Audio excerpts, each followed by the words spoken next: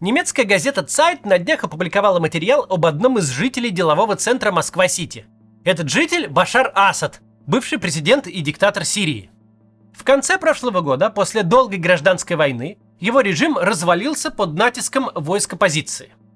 Асад вежливо отказался от встречи с людьми, которых 13 лет бомбил, сел в самолет и улетел в Москву, где Владимир Путин выдал ему политическое убежище. И вот теперь немецкие журналисты выяснили, чем Асад занимается в Москве. Про новый лайфстайл Асада я сейчас расскажу, но это просто повод поговорить о более глобальной теме, о том, что происходит с диктаторами, которых свергли, и какие у них на самом деле есть варианты. Перед тем, как начнем, если у вас проблемы с Ютубом, Телеграмом или Ватсапом, в описании инструкция, как обойти блокировки, ускорить YouTube или звонки, чтобы работали. Мы ее регулярно обновляем, а спонсор этой рубрики MaxSwap. Они оформляют виртуальные карты, с которых вы сможете платить криптой, как обычными деньгами. Ссылка на MaxSwap тоже в описании.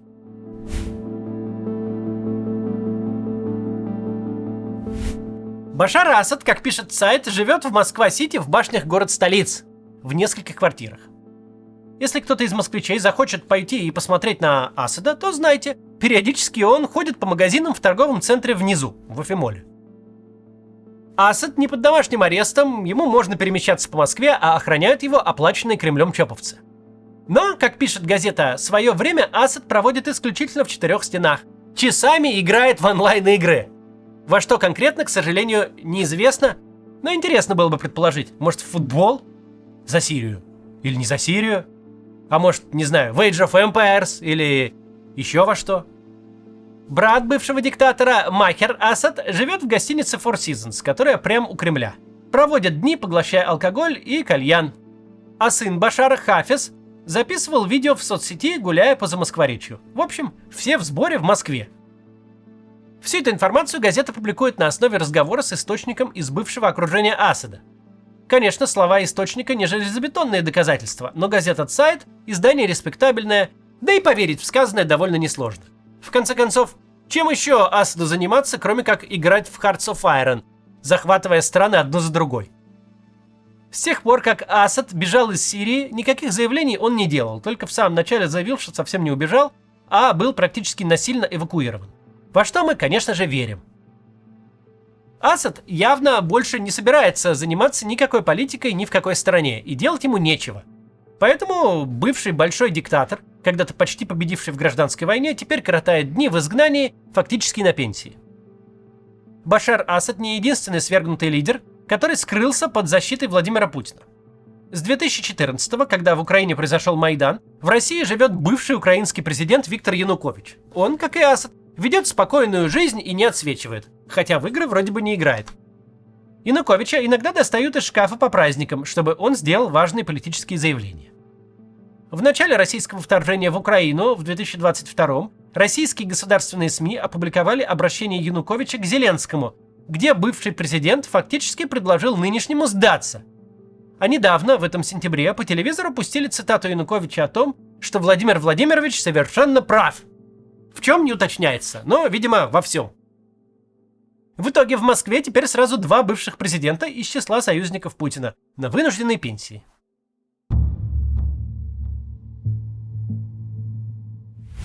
У диктаторов, чья власть оказывается под угрозой, включается естественный человеческий инстинкт – бей или беги. Конечно, удержать власть хочется, поэтому диктаторы применяют инструменты насилия – репрессии, цензуру, иногда даже до войн доходят. Но такой вариант плох не просто для страны и ее граждан, но и для самого диктатора. Гораздо лучше, когда последний выбирает вариант добровольно уйти, сдать власть и отправиться в изгнание в другую страну. И таких случаев было немало. Посмотрим на них и на другие тоже после небольшой рекламы. Иммиграция в США – тема, в которой легко потеряться. Формы, сроки, переводы, разные мнения от знакомых – все это чаще мешает, чем помогает. А ведь на самом деле успешный переезд начинается с понятного плана. Именно этим занимается M&M Document. Это команда, которая помогает получить грин-карту, то есть постоянный вид на жительство в США через визу талантов, с правом жить, работать и получить паспорт через 5 лет.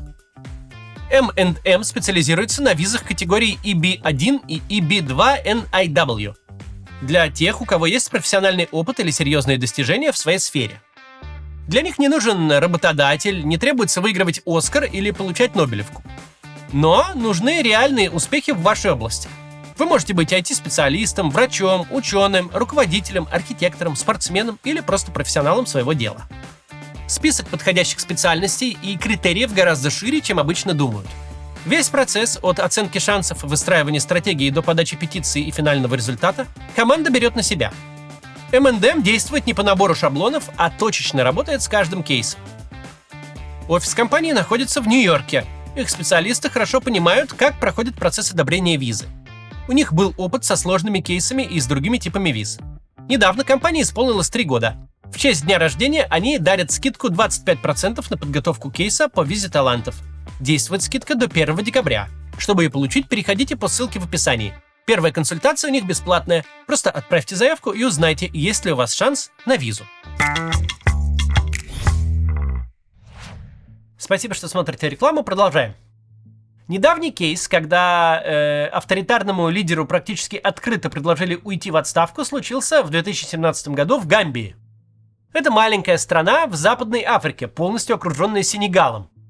Там президент Яйя Джамме, который правил страной с середины 90-х, проиграл выборы в 2016-м. Причем проиграл внезапно для всех, в том числе и для самого себя. Сначала Джамме заявил, что, склоня голову, покорится воле народа, но через несколько дней сказал, что передумал и не покорится. Разразился конституционный кризис на 2 месяца. Дошло до того, что победившего оппозиционера Адаму Бэроу инаугурировали в гамбийском посольстве в Сенегале, а региональный альянс ЭКОВАС ввел в Гамбию войска. Но бывший президент уходить отказывался, пока ему не предложили изгнание. Оказывается, ЭКОВАС, Африканский союз и даже ООН договорились, что Джамме, если он уйдет по-хорошему, просто пустят спокойно жить в экваториальную Гвинею. Так он и сделал. После этого 3 организации выпустили декларацию, где все прямо и честно написали. Джамме улетел, мы гарантируем безопасность ему и его семье и обещаем не трогать страны, где он будет скрываться. Счастливого пути и теплых воспоминаний. Другой пример из Африки, только там лидер как раз никуда не сбежал, это финал диктатуры Муаммара Каддафи в Ливии. Когда в стране началась арабская весна и большие протесты, Каддафи принял решение протестующих бомбить.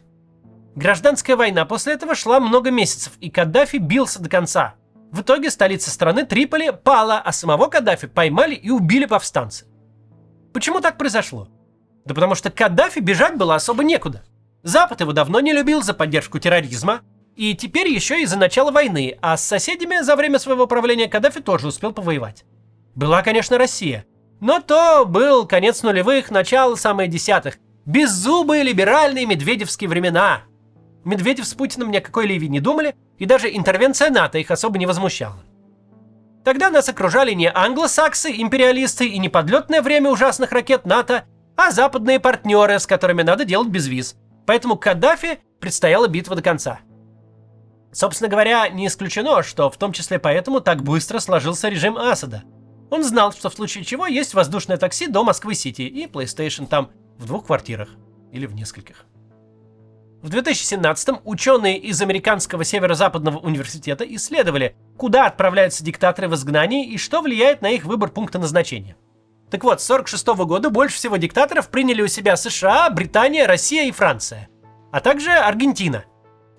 С США и Россией понятно, там виновата холодная война, когда враждующие стороны пускали к себе своих свергнутых диктаторов.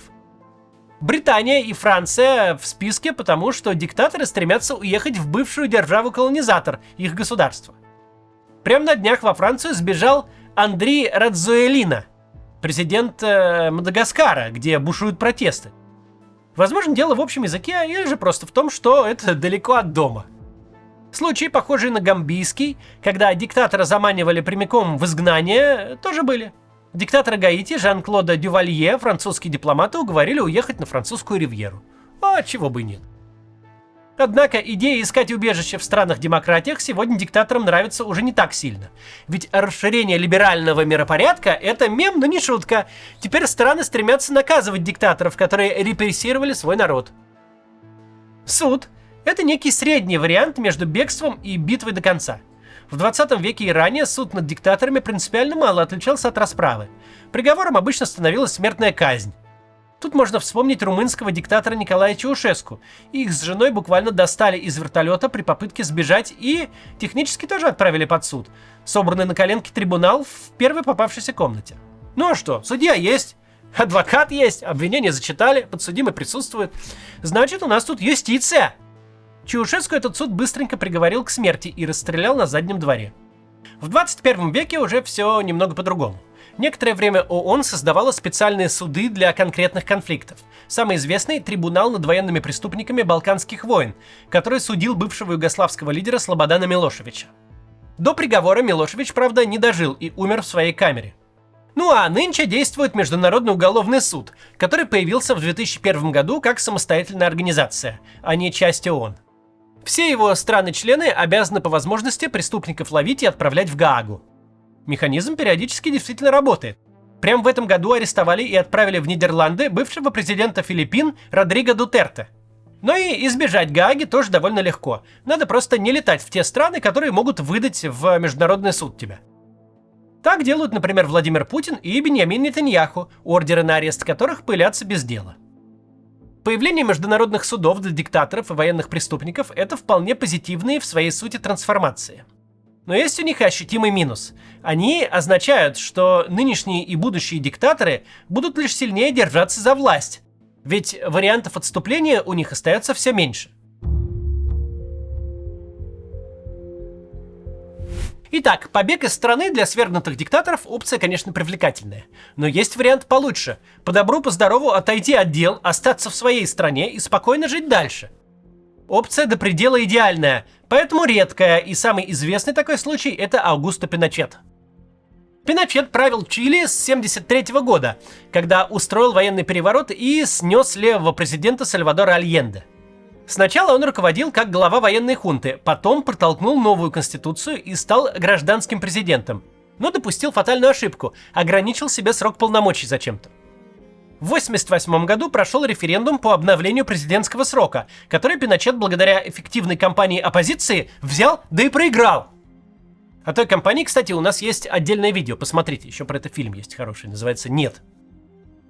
Ну так вот, Пиночет передал власть новым демократическим силам, но с ним самим, в принципе, ничего плохого не случилось. Пока Чили демократизировалась, Пиночет сначала оставался главнокомандующим чилийской армии до конца 90-х, а потом пожизненным сенатором. И все это благодаря соглашениям с оппозицией, которая дала ему иммунитет от судов. Арестовали Пиночета в итоге вообще британцы. Потом в Чили все-таки выдвинули обвинения за годы диктатуры. Но в итоге ни до какого суда или тем более тюрьмы дело не дошло. Пиночет умер в преклонном возрасте у себя дома, не ответив ни за какие преступления. Для него это однозначный хэппи-энд. Другой вариант счастливого финала для диктатора – спокойно досидеть на своем посту до конца жизни. Даже если после этого придут реформы и демократия. Тебе тоже, в принципе, какая разница, ты же умер. Из истории 20 века так был, например, с испанским каудильо Франциско Франко, который умер, так и не отдав власть, и завещал после себя восстановить монархию. И уже новый король Хуан Карлос вернул демократию. Собственно говоря, не обязательно ждать смерти, чтобы твой политический путь закончился хорошо. Фидель Кастро правил Кубой несколько десятилетий и в итоге добровольно передал власть своему брату Раулю. Никаких критически важных изменений в кубинском режиме не последовало, а Фидель прочно вошел в историю. Так и что ж диктаторам делать-то? Ну нет, понятное дело, лучше бы, конечно, они все сами ушли. Но что лучше конкретно для них? Тут все зависит от того, какого рода ты диктатор. Есть стандартный тип диктаторов. Они правят страной средних размеров в Африке, Азии или Южной Америке и не имеют каких-то четких идеологических убеждений. В случае серьезных протестов им, конечно, выгодно бежать. Денег наверняка наворовано достаточно, в другой стране тебя примут, либо за те же деньги в другой диктатуре, либо сердобольный Запад предоставит домик у моря, чтобы предотвратить вооруженный конфликт. А если остаться и сражаться, можешь в итоге оказаться либо в тюрьме, либо в могиле. Есть диктаторы идеологизированные, как тот же Каддафи или коммунисты 20 века. У них обычно побольше врагов, так что пути отхода ограничены. В 20 веке, по крайней мере, можно было уехать в метрополию коммунизма или капитализма, а сейчас никаких метрополий нет. Такие персонажи более склонны бороться до конца, возможно потому, что верят в свое дело. Ну и есть, конечно, диктаторы серьезного толка. Это лидеры стабильных, значимых государств, для которых перспектива потерять власть стремится к нулю. Поэтому и планирование на так называемую постпрезидентскую жизнь им практически не нужно. Тут можно посмотреть на Северную Корею, эталонную тоталитарную диктатуру с запечатанной наглухо политической системой. Конечно, если будет смена власти, Ким Чен Ын теоретически может сбежать в Китай или в Россию, к Асаду. Но вряд ли он серьезно об этом задумывается, просто нет повода. За 60 лет существования в Северной Корее даже дворцовых переворотов не было. Одна династия, да и все. Однако, в принципе, возможность побега для диктатора, просто как доступное явление, полезна даже в таких странах с крепкой вертикалью власти. Полезно на самом деле для всей страны, потому что в случае протестов неизбежно дойдет до вооруженного конфликта, а там и до гражданской войны рукой подать. И в этом кроется неприятная правда. В необходимости нащупать какой-то баланс между ответственностью для диктатора и освобождением для страны. А неприятная правда для диктаторов состоит в том, что режим их может еще утром казаться до неприличия устойчивым, но уже к ужину зашататься, причем самым немирным образом. И тогда хороших вариантов, которые еще вчера маячили на горизонте в виде добровольной отставки, уже не останется. Так что наша традиционная рубрика «Совет диктатору». Диктаторы, уходите вовремя! До завтра!